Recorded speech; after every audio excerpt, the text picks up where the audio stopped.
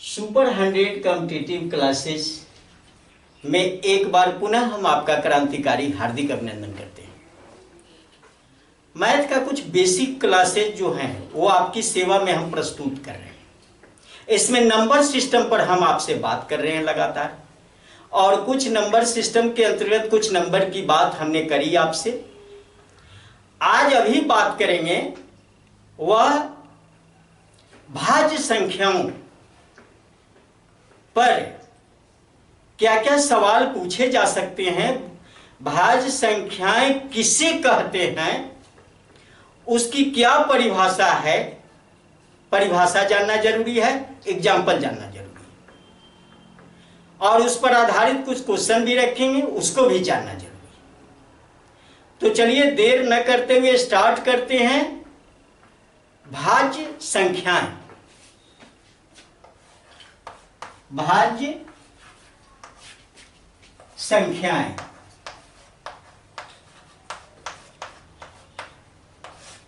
इसको अंग्रेजी में कंपोजिट नंबर्स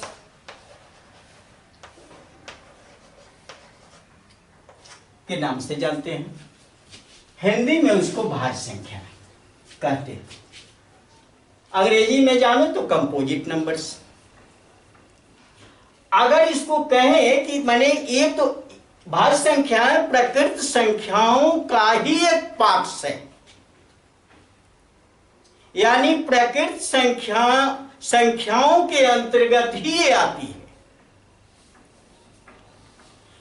इसकी परिभाषाओं को देते हुए हम यह कह सकते हैं कि भाज्य संख्या वह संख्या है जो एक और स्वयं के अतिरिक्त किसी तीसरी संख्या से भी विभाजित होती हो, यानी more than 2 factors is called composite numbers. जिन संख्याओं के 2 से अधिक फैक्टर्स हों, जिन संख्याओं के 2 से अधिक अपवर्तक हो, अगर हिंदी में कहना चाहोगे तो उसको अपवर्तक बोला जाता है, फैक्टर्स को गुणनखंड भी बोलते हैं। तो आपने देखा कि जिस समय अभाज्य संख्या हम पढ़ा रहे थे तो उसमें बताया था आपको, अभाज्य संख्याओं के सेंस में हमने बताया था कि ओनली 2 फैक्टर्स। यहां बता रहे हैं मोर देन 2 फैक्टर्स, यहां हम बता रहे हैं मोर देन 2 फैक्टर्स।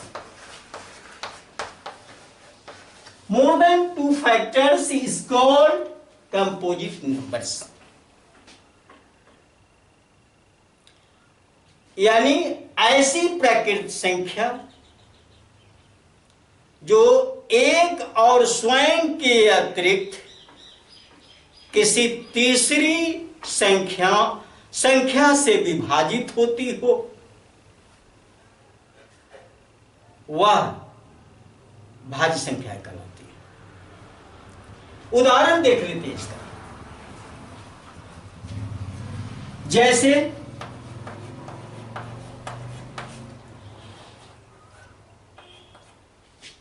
4, अब यहां 1 2 3 गायब है, ये स्टार्ट है इसका, यहीं से स्टार्ट होता है। और कोई भी संख्या ले लो, जो संख्या जहां से स्टार्ट होता है वही उसका सबसे छोटा माना जाता है। अगर आपसे सवाल पूछा जाए कि सबसे छोटी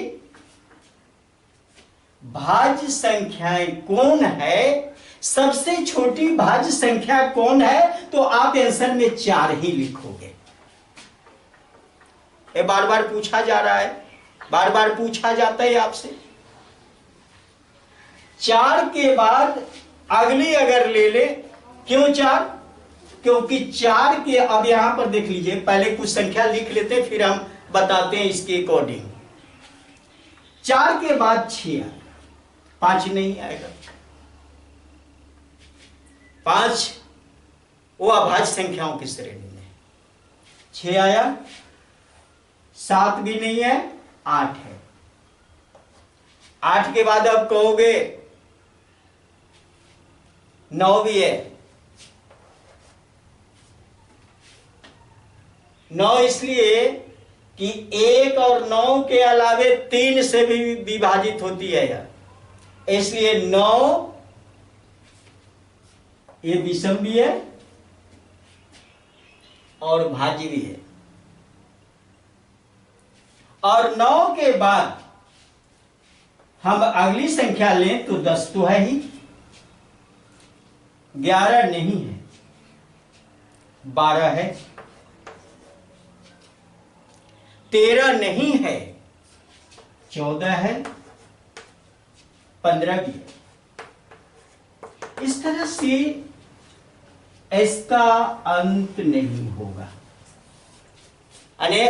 अगर पूछा जाए आपसे कि सबसे बड़ी भाज्य संख्या कौन होती है, तो आप काल्पनिक बोल सकते हो, यानी इसका अंत नहीं होता, अनंत होता है। और जो संख्याएं अनंत होती है उसमें बड़ी की बात तो कहना बिल्कुल कल्पना से परे है। अब यहां पर मैं एक बात बताऊं, थोड़ा सा इसके फैक्टर पर नजर रखूं। इसको कहते हैं, पहले कुछ क्वेश्चन बता दें। क्वेश्चन में सबसे छोटी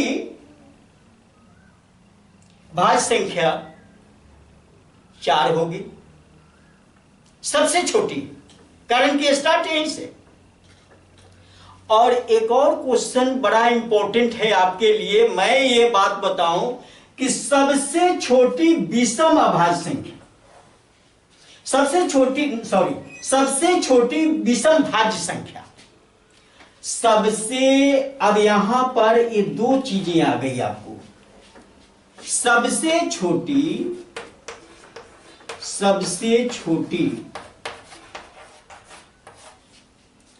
भाज्य संख्या,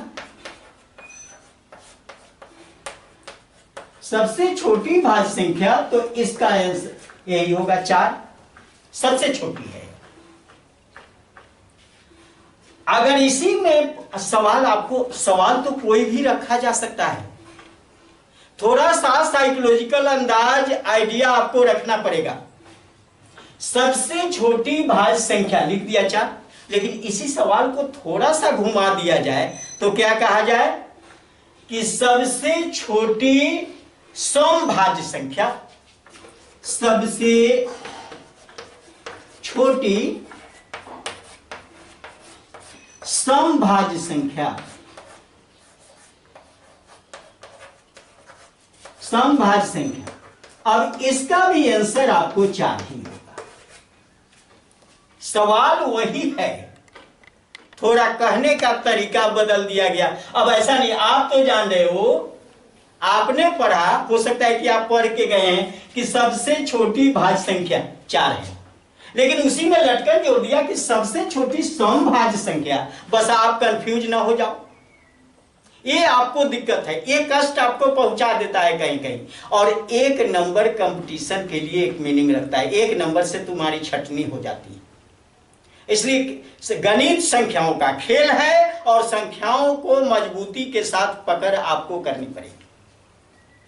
अब अगर सवाल यहीं से रखा जाए आपको कि सबसे छोटी विषम भाज्य संख्या, सबसे छोटी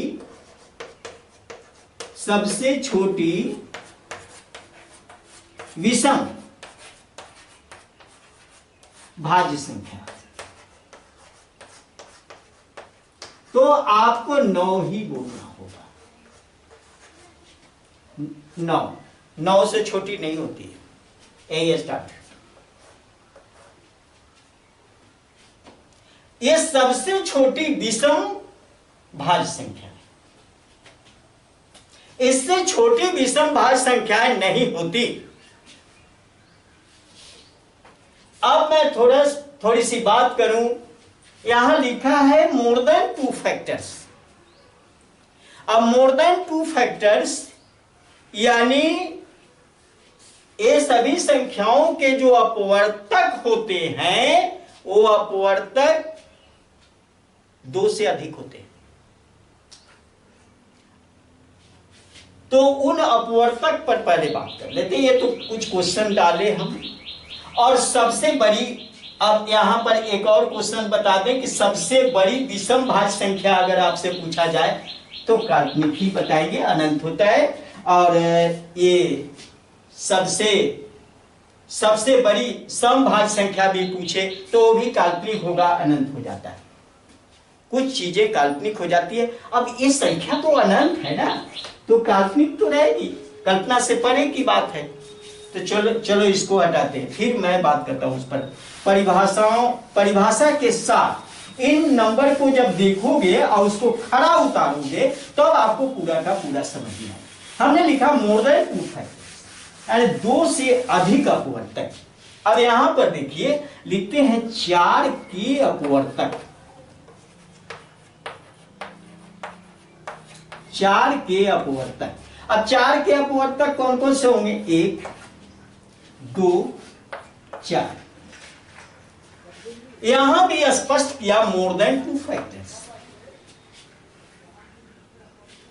फिर आगे लिखते हैं 6 के अपवर्तक। 6 के अपवर्तक 1, 2, 3 और 6। यहां पर अब ये संख्या 6 जो है सो 1 से विभाजित हो जाती है, 1 से विभाजित होगी, 2 से भी विभाजित होगी, 3 से भी विभाजित होगी और 6 से भी विभाजित होगी। हर संख्याओं को जब आप देखेंगे, जितने सारी संख्याएं लिखी गई क्रम से, तो आपको दिखेगा कि भाई ये तो लगातार बहुत सारे इसके अपवर्तक होते जा रहे। अगर मान लिया कि एक और ले लें कि 8 के अपवर्तक ये कौन कौन है, तो 1 हो जाएगा, 2 भी हो जाएगा, 4 भी होगा और 8 होगा। ये इसके अपवर्तक होगा। यानी कहने का मतलब कि 1 से भी डिवाइड हो जाएगा यह 8, 2 से, 4 से और 8 से। यहां भी शो कर रहा है मोर than 2 factors. It's called composite numbers. ये भाज्य संख्या है। ऐसे भाज्य संख्याओं पर बहुत सारा वर्क आपको दिखाएंगे, बहुत सारी बातों का जिक्र करेंगे, लेकिन यहां केवल डिफाइन हम समझाने के लिए खड़े थे। अभी तो बेसिक हम चला रहे, ज्यादा देर का क्लास नहीं। इस कॉम्पिटिटिव क्लासेज जो हमने रखा चैनल का नाम, इस पर चारों सब्जेक्ट का, मैथ होगा, हिंदी होगा, जीके होगा और इंग्लिश होगा। ये चारों सब्जेक्ट जो आपके लिए काफी इंपॉर्टेंट है, यहां से आपकी सेवा में हम बराबर प्रेजेंट रहेंगे जहां तक हमसे संभव हो सकेगा। तो चलिए, इस पर ज्यादा कुछ बात अभी नहीं करना चाहेंगे, जितना संभव था उतना बताया। अगर इसको और विस्तृत करना है, और विस्तृत हमें करना ही पड़ेगा इन चीजों को, लेकिन अभी केवल डिफाइन के रूप में बता रहे। डिफाइन उसका एग्जाम्पल। अगर ये वीडियो आपको समझ में आया, आपके लिए उपयोगी है, लाभप्रद है, ज्ञानवर्धक है, ज्ञान में 4 चांद लगाता हो, तो इसे लाइक करें, अपने मित्रों के साथ शेयर करें। और ये नया चैनल है, इसलिए गुजारिश है कि आप इसे सब्सक्राइब करें। और हम जो आपके साथ हैं, क्योंकि हम आपके साथ बराबर सेवा देते रहे हैं अमीन कोर्स के लिए, और वहां जो आपका प्रेम हमें मिला है, वह इस तरह से भीतर से पावर जगाया कि एक तीसरा, बहुत सारे लोगों की सलाह थी कि भाई एक कंपटीशन से रिलेटेड क्लास आप स्टार्ट करें, तो हमने स्टार्ट कर दिया। यहाँ भी आपका ढेर सारा भरपूर सहयोग मिलेगा। बहुत बहुत धन्यवाद। जय हिंद, जय भारत।